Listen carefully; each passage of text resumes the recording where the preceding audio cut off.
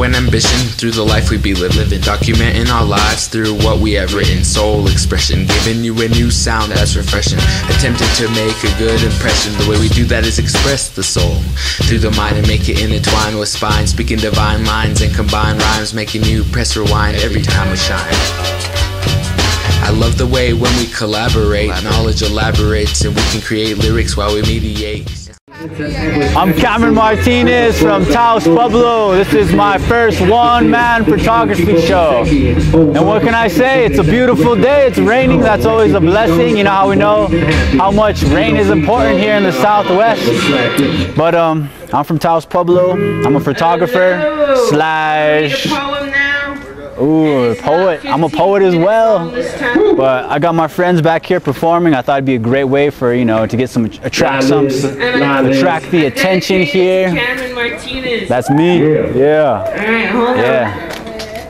But I go to school at the Institute of American Indian Arts. It's my 4th year. I'll have 2 bachelor's degrees when I graduate. I'll have a BFA in studio arts and then also have a BA in new media arts and film production. So this is what I'm all about right now. Well, what can I say? I got into photography probably through my dad.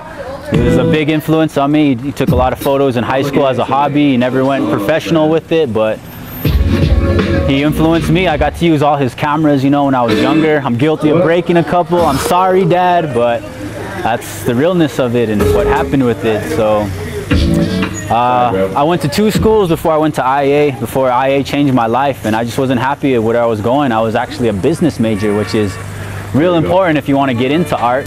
Also the injustices that are happening with Native Americans, and that's what I like to focus my work towards is, you know, socio-political concepts within Native America, but also in the realm of the modern world in which we all are part of. And that might sound a little cliche, but it's a fact, it's reality of what now. So that's what each Native person, as they grow up and come of age, realize what's going on and happens.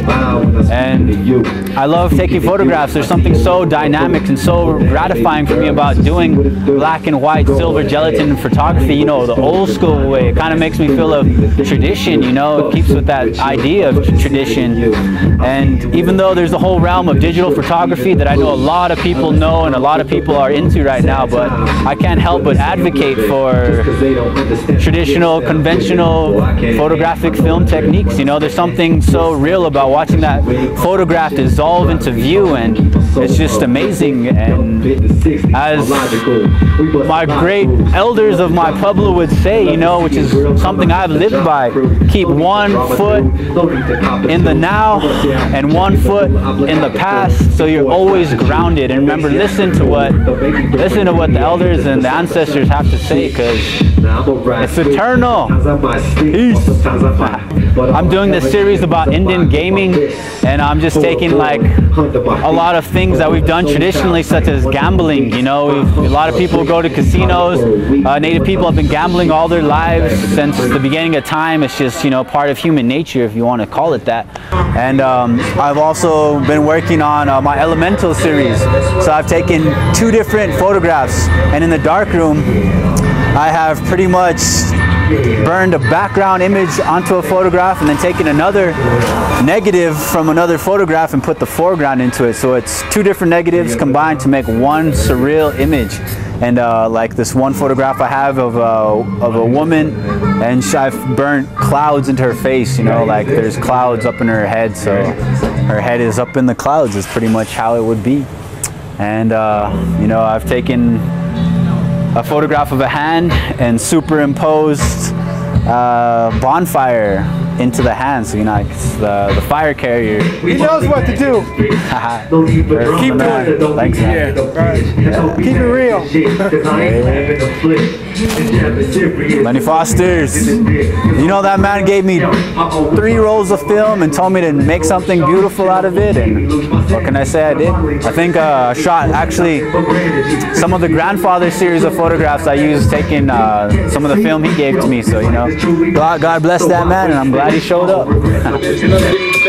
But wait, let me introduce the name. If you ain't never heard, it's Mark's Life and Fate. I'm Malice, but I already quit it. Put the dog looking at me like I straight shitted, but I did it like I was sewing. You know it, it's not a poem, because when I'm flowing, I got you in the open, straight up soaking.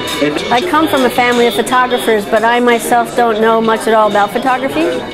But what I know is this work drew me in. Every photo caused me to pause and really look. It's beautiful. And I was asking Cameron about his signature, because that intrigued me as well. So he talked about how his signature on his work is actually evolving into an integration of his name with the peace sign. So I thought that was pretty cool.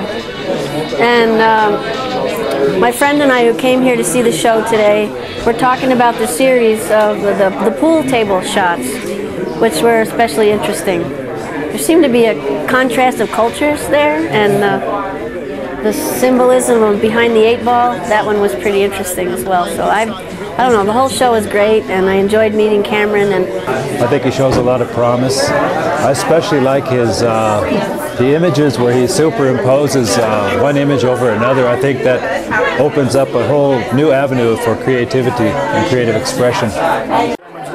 My name is Whitehawk. I'm a painter, and I love Cameron's work. When I first started painting, I too was influenced by surrealism. And when he showed me this piece dedicated to his father and the wisdom of his father that he finally accepted, I could relate to that. I have 6 children and 13 grandchildren. So children, grandparents, parents are a very important part of our work. And these other pieces that have the surrealism influence are excellent. Just the black and white photography that he does is so inspiring, I have to say.